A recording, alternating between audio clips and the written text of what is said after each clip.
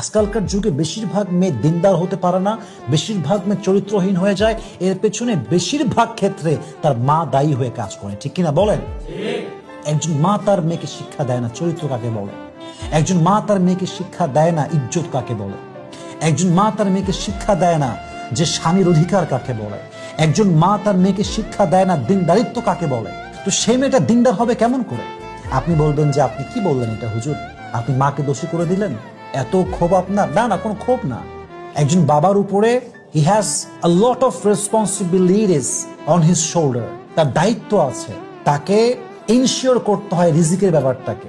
সে সন্তানের জন্য কামাই করে, সে তার বাবা মায়ের জন্য কামাই করে, সে তার ওয়াইফের জন্য কামাই করে, ঘর সামলায়, সে ভাড়া দেয়, সে কারেন্ট বিল, গ্যাস বিল, খাওয়া, কলেজের ফি সবকিছু সে দেয়।